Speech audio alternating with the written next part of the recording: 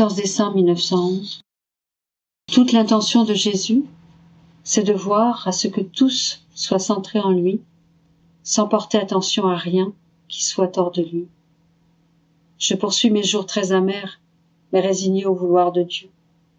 Lorsque mon aimable Jésus se laisse voir, il est toujours affligé et bouleversé. Il semble qu'il ne veut plus me porter attention à rien. Ce matin, en se laissant voir, il a mis 2 pendants à mes oreilles. Ils étaient si brillants qu'ils ressemblaient à 2 soleils.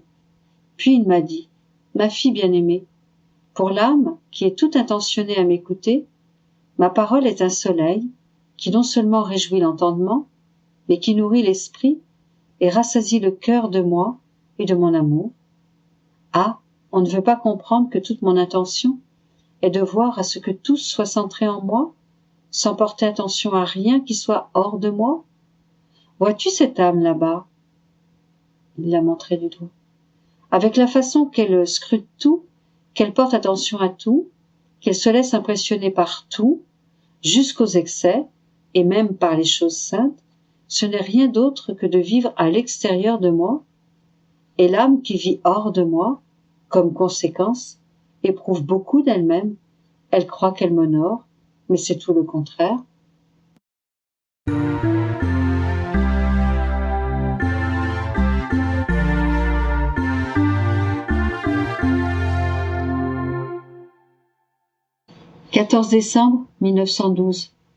L'âme qui vit dans la divine volonté embrasse tout, prie et répare pour tous. Elle porte en elle l'amour que Jésus a pour tous. Elle n'est pas sujette à la tentation. Ce matin, quand mon aimable Jésus est venu, il m'a attachée avec un fil d'or et m'a dit, « Ma fille, je ne veux pas t'attacher avec des cordes et des chaînes.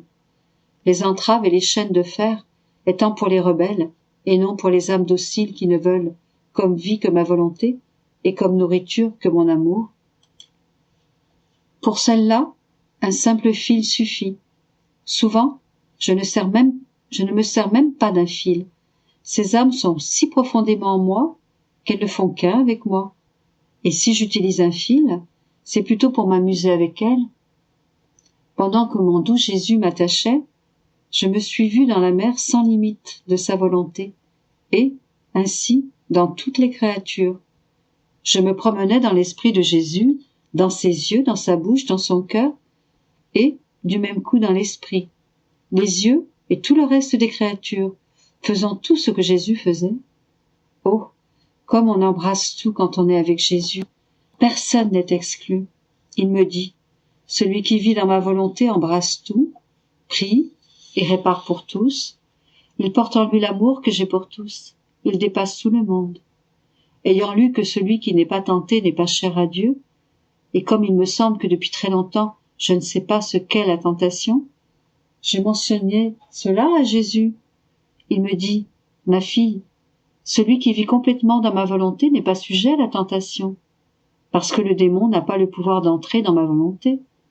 D'ailleurs, il ne voudrait pas s'y risquer, par le fait que ma volonté est lumière, et que, à cause de cette lumière, l'âme reconnaîtrait très vite ses ruses et se moquerait de lui. L'ennemi n'aime pas qu'on se moque de lui. Cela est pour lui plus terrible que l'enfer lui-même. Il fait tout pour rester éloigné de l'âme qui vit dans ma volonté. Essaye de sortir de ma volonté, et tu verras combien d'ennemis fondront sur toi. Celui qui est dans ma volonté porte haut le drapeau de la victoire, et aucun ennemi n'ose l'attaquer. «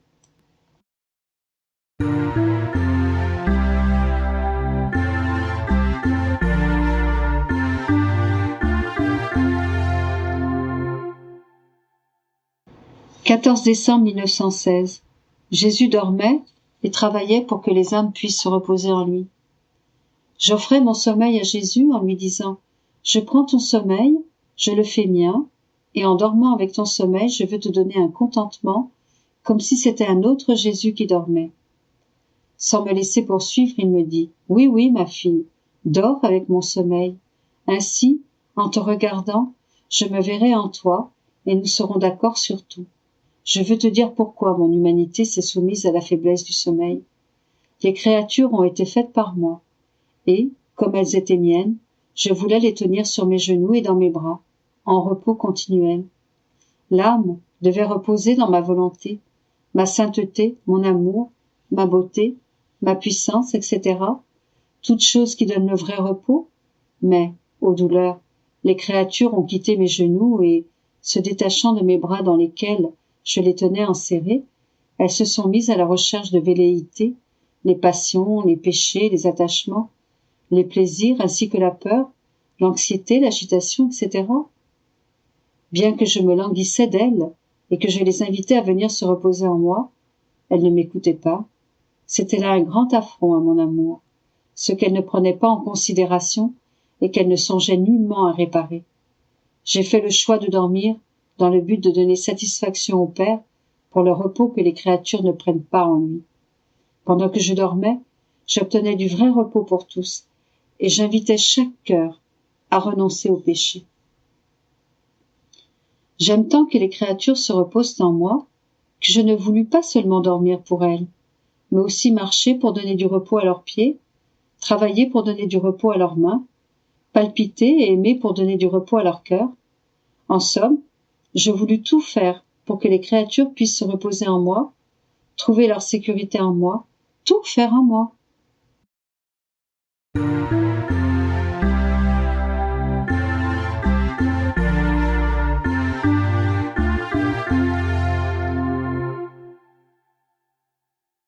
14 décembre 1927. La volonté humaine a formé le mauvais grain et la mythe dans les générations humaines, et le soleil de lumière de la divine volonté combat et détruit cette mauvaise semence par la lumière, la chaleur et les connaissances. Chaque connaissance que Dieu manifeste sur son divin fiat est un coup porté à la volonté humaine, afin que toutes ces connaissances en viennent à la faire mourir, et que la lumière et la chaleur de mon divin fiat détruisent et brûlent la mauvaise semence, pour former le bon et saint grain de sa volonté dans les générations humaines. Similarité entre le royaume de la rédemption et le royaume de la divine volonté. Pense à enfermer en toi toute la valeur que doit contenir le royaume de ma volonté. Et je penserai à disposer tout ce qui est nécessaire pour un si grand bien. Poursuivant mon abandon dans la divine volonté et me sentant entouré par l'interminable mer de sa lumière, je priai mon bien-aimé Jésus de se hâter de faire connaître sa volonté, pour que la connaissant, chacun puisse désirer son royaume et son règne. Mon aimable Jésus me dit : « Ma fille, la volonté humaine a formé le mauvais grain et la mythe dans les générations humaines. Or, le soleil de la lumière de ma divine volonté doit combattre ce mauvais grain, le recouvrir et le détruire par la lumière, la chaleur et la connaissance. Ainsi, chaque connaissance que je manifeste concernant mon divin fiat est un coup que je porte à la volonté humaine, et toutes les connaissances sur mon fiat sont des coups si nombreux qu'elle en mourra. La lumière et la chaleur de mon fiat formeront alors la bonne et sainte semence de ma volonté dans les générations humaines. Et en manifestant ainsi les connaissances sur mon divin fiat, je sème sa semence dans ton âme. Je prépare la terre et le développement de cette semence, et la chaleur de ma divine volonté étend ses ailes de lumière sur la semence mieux qu'une mère ne cache sa naissance en son sein, pour la féconder, la multiplier et la faire grandir en son sein de lumière. Et comme la créature, en faisant sa volonté humaine, a produit le mauvais grain et formé la ruine de la famille humaine, une autre créature, en faisant mourir la volonté humaine, produira la semence du divin fiat. lui donnant la vie et le laissant régner sur elle. Mon divin fiat restaurera ce que les créatures avaient perdu, et elle formera leur salut, leur sainteté et leur bonheur. Si une créature a pu former tant de maux en faisant sa volonté, pourquoi une autre créature ne pourrait-elle pas former tous les biens en faisant ma volonté et laisser ma volonté libre de former sa vie et son royaume dans cette créature? Je continuais à penser au divin fiat et je me disais, mais comment ce royaume de la divine volonté peut-il jamais venir parmi les créatures si le péché est si abondant, si personne ne songe à vouloir ce royaume, et si tous semblent plutôt penser à faire des guerres, des révolutions, et à mettre le monde sans dessus-dessous? Tous semblent consumés par la rage de ne pas parvenir à leurs desseins pervers et sont toujours à la recherche de la moindre occasion. Tout cela ne fait-il pas perdre la grâce d'un si grand bien?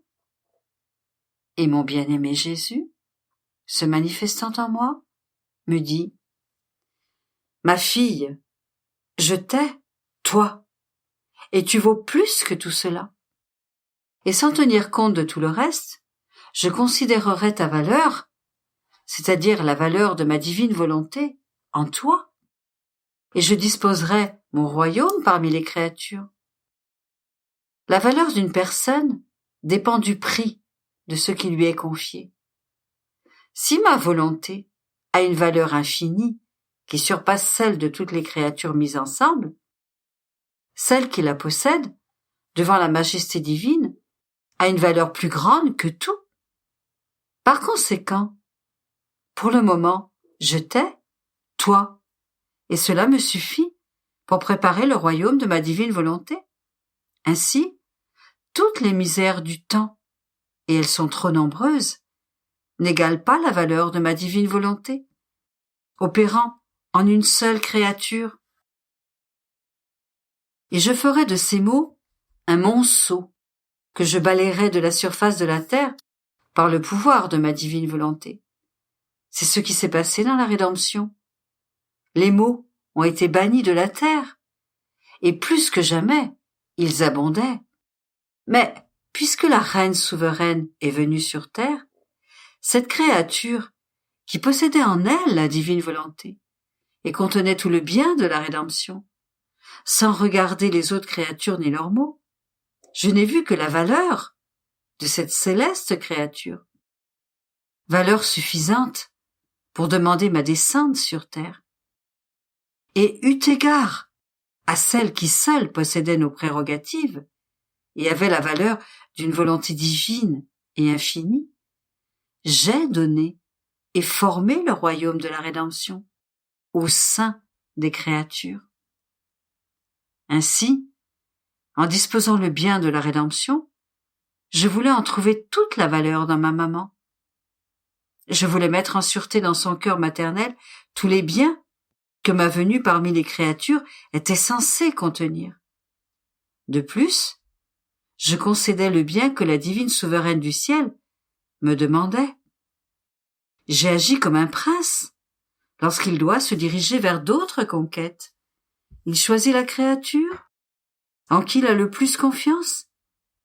Il lui confie ses secrets, remet entre ses mains toute la valeur des dépenses nécessaires pour les conquêtes qu'il veut entreprendre.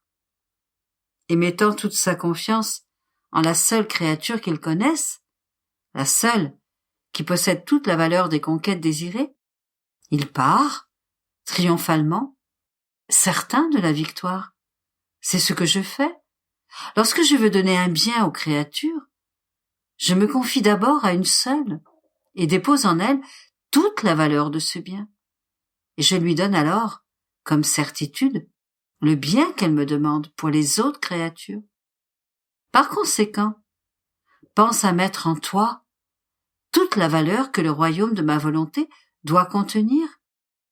et je penserai à disposer de tout ce qui reste nécessaire pour un si grand bien. «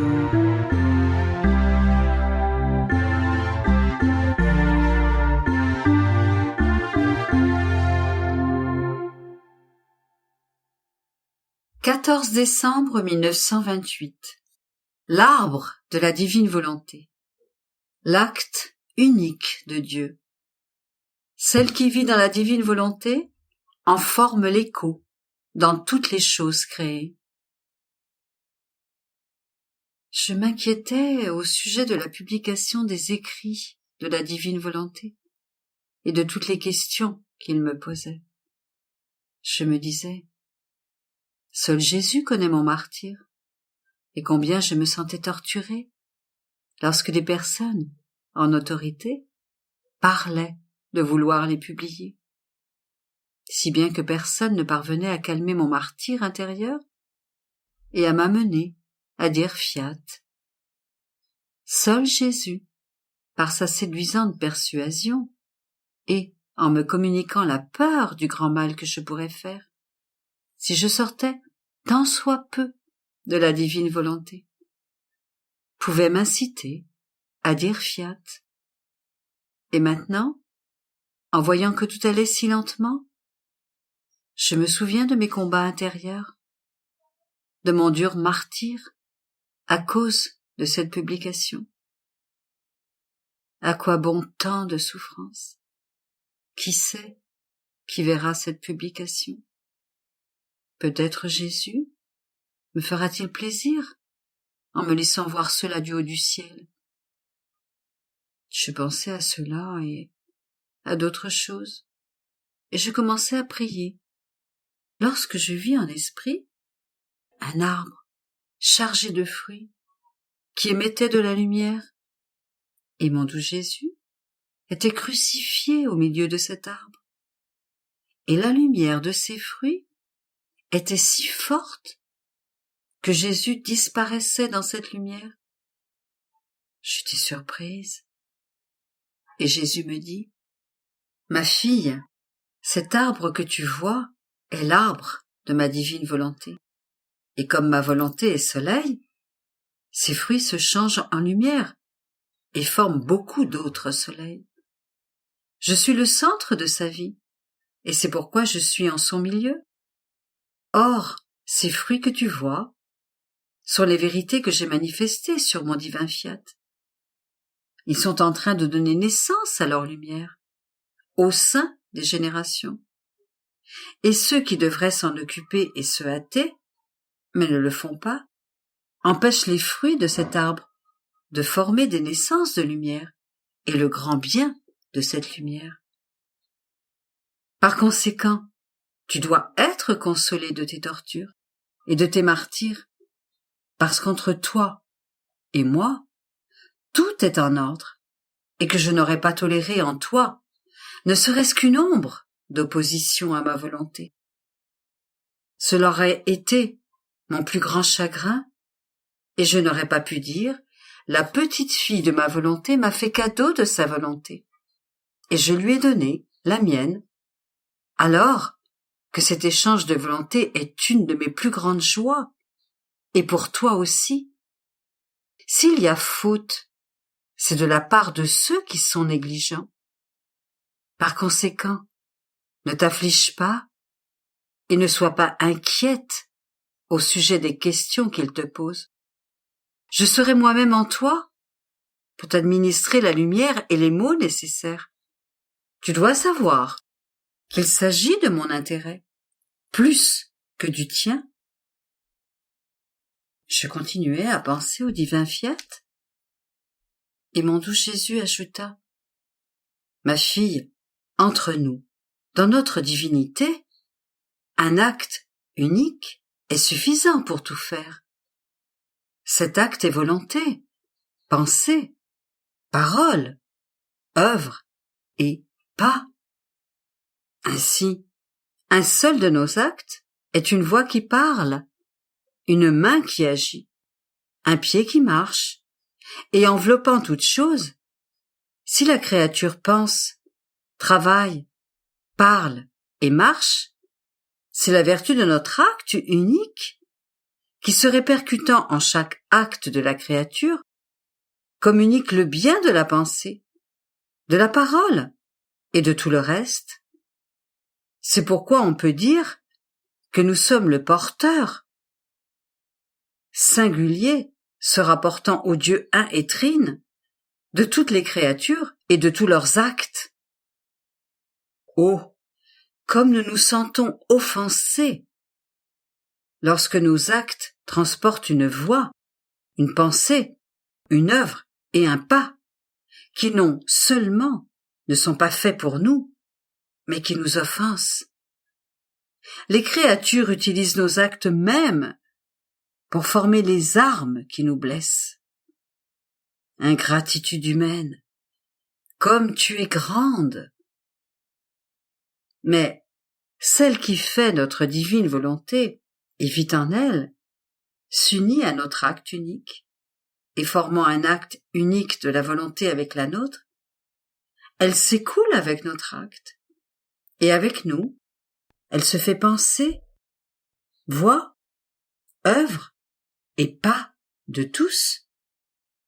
Et comme cela nous plaît, parce que notre vertu, revêtant la petitesse humaine, fait d'elle la porteuse de tous les actes des créatures ensemble avec nous, et elle utilise tous nos actes, et forme des armes, non pour nous blesser, mais pour nous défendre, nous aimer et nous glorifier. Aussi, nous l'appelons notre guerrière, qui défend nos droits. Je suivais après cela la divine volonté dans la création.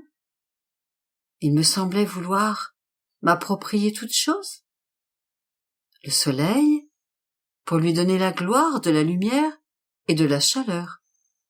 La mer, pour lui donner la gloire de ce murmure incessant. Je voudrais tout avoir en mon pouvoir, afin de dire, tu m'as tout donné, et je te donne tout. Je pensais à cela et à d'autres choses, quand mon bien-aimé Jésus, se manifestant en moi, me dit, ma fille, comme elle est belle ta vie dans ma volonté. Ton écho se répercute partout.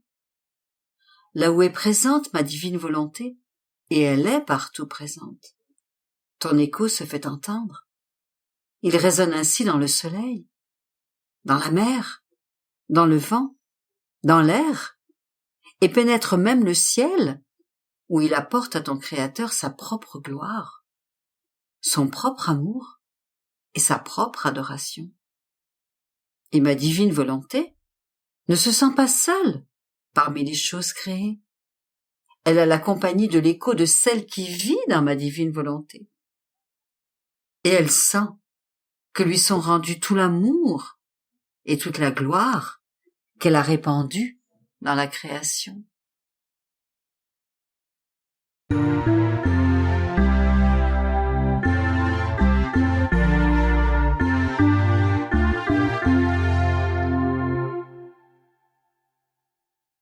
14 décembre 1931. Celui qui fait la divine volonté est porté dans les bras de son immensité.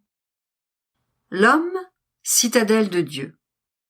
Différence entre celui qui vit dans la divine volonté et celui qui fait la divine volonté. Je retourne toujours dans le divin vouloir. Il semble que ma petite âme prend son envol dans sa lumière pour me consumer et perdre ma vie en lui. Mais une fois consumée, je renais alors à un amour nouveau, à une lumière, une connaissance, une force et une union nouvelle avec Jésus et sa divine volonté. Oh, heureuse résurrection qui apporte tant de bien à mon âme. Il me semble que mon âme, dans la divine volonté, est toujours dans l'acte de mourir, afin de recevoir une vie nouvelle et former peu à peu la résurrection de ma volonté. et mon très grand bien Jésus me dit alors, en visitant ma petite âme: Ma fille, notre volonté est le premier point et le soutien immuable et inébranlable de la créature. Elle est alors portée dans les bras de notre immensité, si bien que rien ne vacille en elle, ni au dehors, mais que tout devient fermeté et insurpassable force d'âme.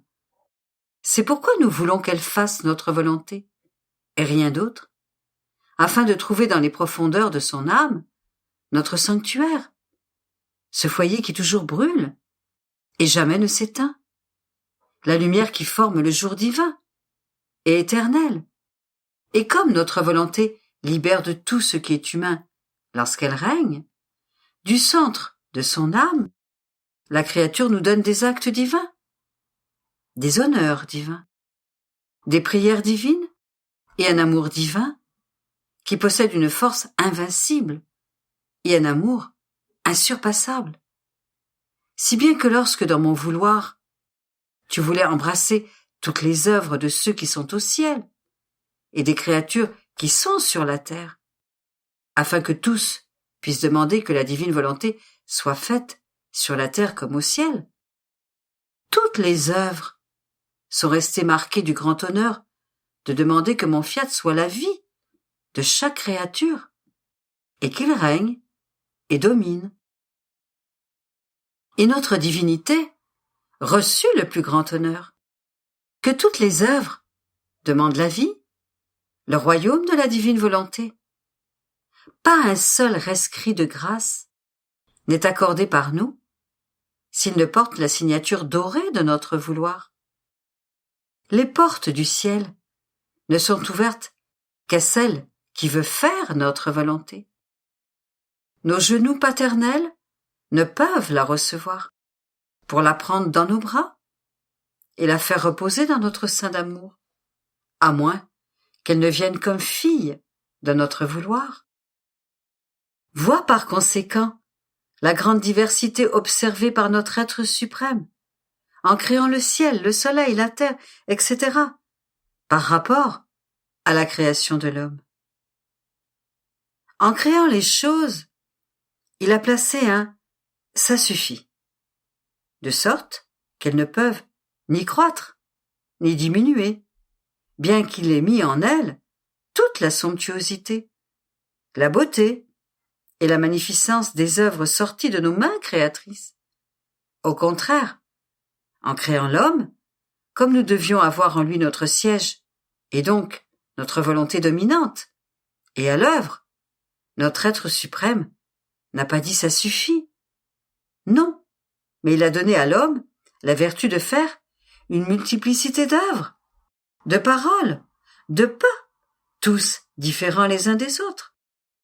Notre volonté, dans l'homme, resterait empêchée s'il n'avait pas reçu la vertu de faire toujours de nouvelles œuvres, sans être sujet à une seule et unique, à redire la même parole, à faire les mêmes pas, de la même manière.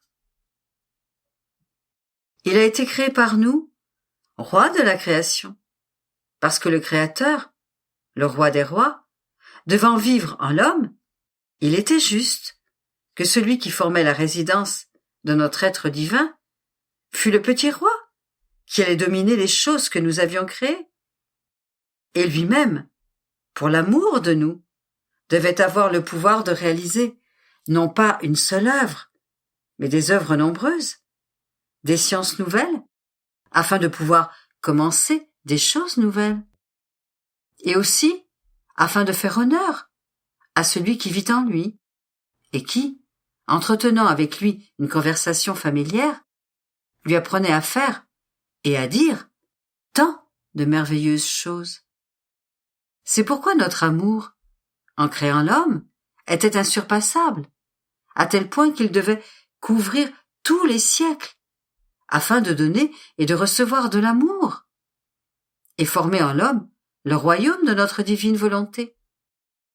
Nous n'avons pas envers la créature d'autres desseins, ni d'autres sacrifices, si ce n'est celui de faire notre volonté. afin de pouvoir lui donner le titre de roi sur elle-même et sur les choses créées, et pouvoir vivre en elle, avec la bienséance et les honneurs qui appartiennent à notre citadelle et notre palais.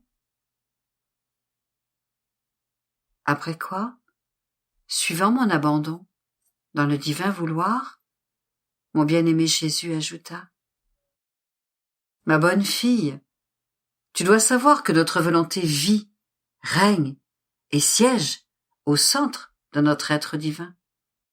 Elle fait un avec nous, et de son centre émanent les rayons de sa lumière, qui remplissent le ciel et la terre. Les actes de celui qui vit dans notre vouloir sont formés au centre de sa vie, qui est notre être divin. Par contre, celui qui ne fait que faire notre volonté fait également le bien, mais il ne vit pas en elle. Ses actes sont formés dans les rayons qui émanent de son centre. Il y a une différence entre celui qui peut œuvrer dans la lumière, que le soleil répand à partir du centre de sa sphère, et celui qui peut monter jusqu'au centre de lumière. Celui-là sentira la consommation et la renaissance de son être, dans ce centre de lumière, de telle manière qu'il lui serait difficile de se détacher de cette sphère de lumière. Par contre, ceux qui travaillent dans la lumière, qui emplit la terre, ne ressentent pas la force intense de la lumière qui les consume, et ils ne renaissent pas dans cette lumière. Bien qu'ils fassent le bien, ils restent ce qu'ils sont. Telle est la différence entre celui qui vit dans ma volonté et celui qui fait ma volonté. Ainsi, autant de fois l'âme agit dans ma volonté, autant de fois elle renaît à la vie divine et se consume pour mourir à ce qui est humain. Que ces résurrections de l'âme sont belles! Qu'il suffise de dire qu'elles sont formées par la sagesse et la maîtrise de l'artisan divin, ce qui dit tout, toute la beauté et tout le bien que nous pouvons faire avec la créature. «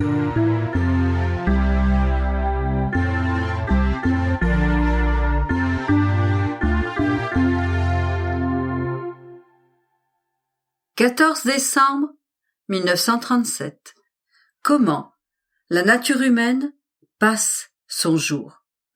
Celui qui vit dans le divin vouloir forme son jour dans les profondeurs de l'âme.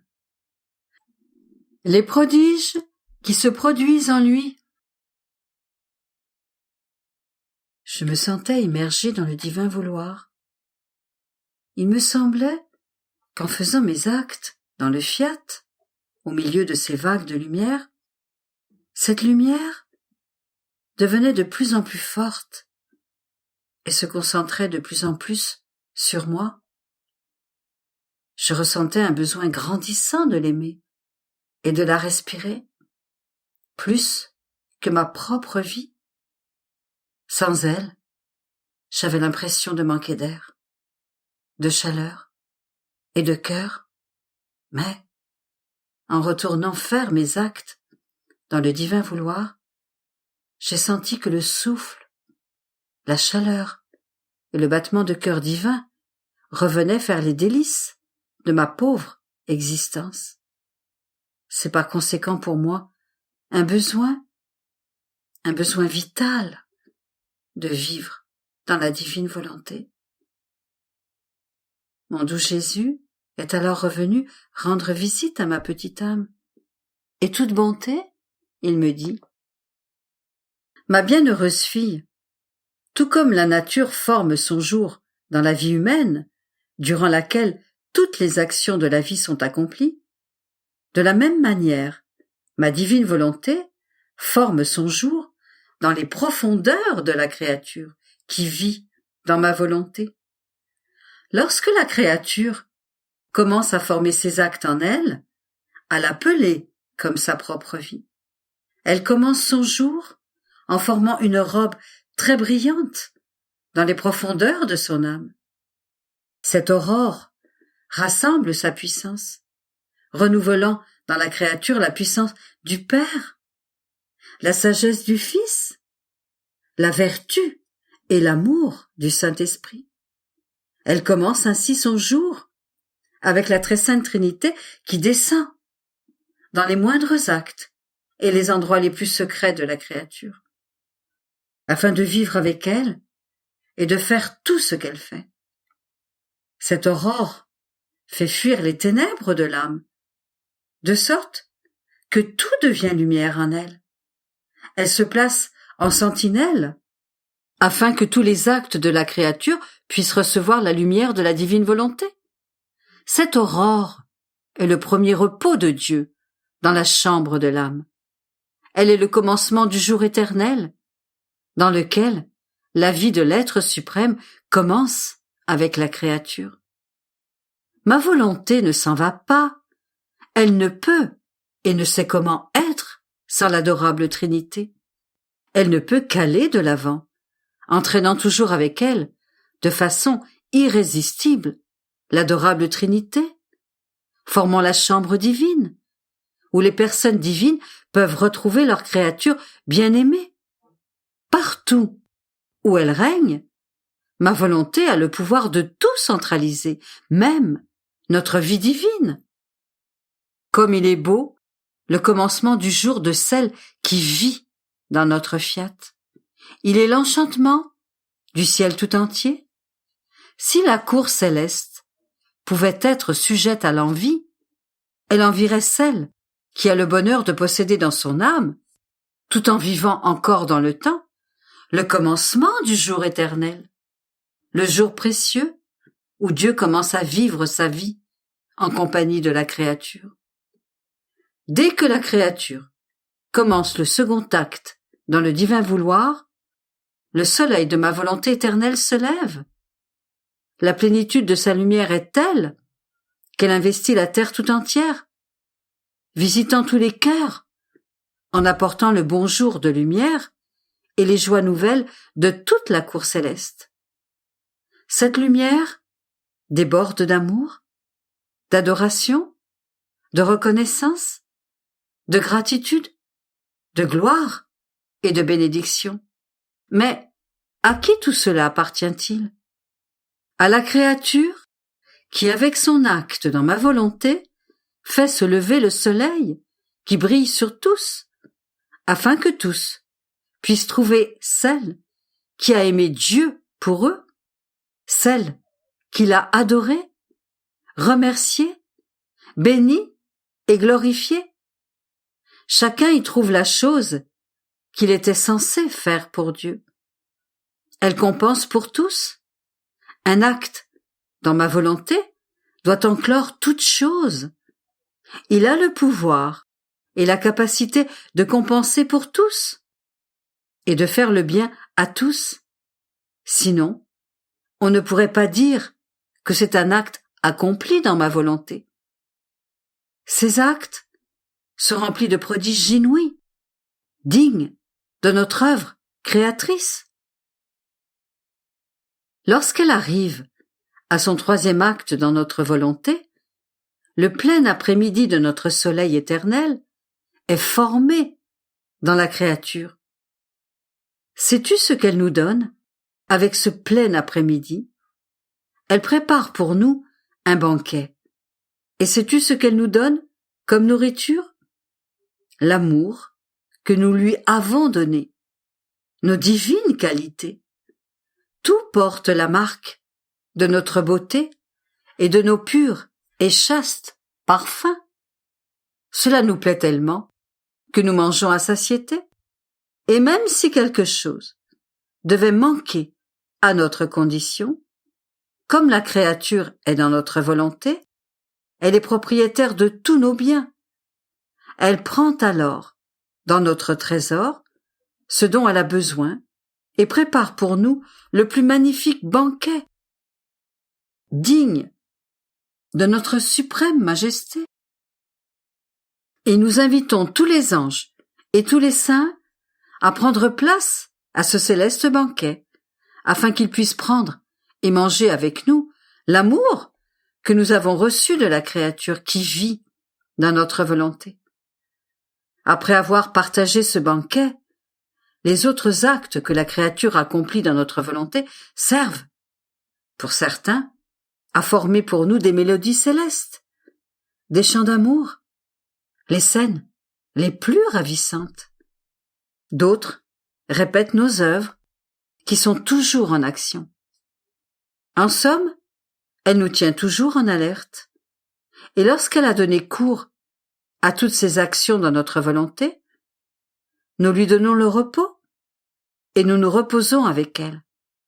Après le repos, nous commençons une autre journée de travail, et ainsi de suite. Bien souvent, cette loyale fille, puisque la vraie loyauté consiste à vivre dans notre volonté, voyant que ses frères et sœurs sont sur le point d'être frappés par les châtiments mérités pour leurs péchés, ne termine pas sa journée, mais prie et souffre pour implorer des grâces pour leurs âmes, ainsi que pour leur corps. La vie de celle qui vit dans ma divine volonté est une joie et une gloire nouvelle pour le ciel, une aide et des grâces pour la terre.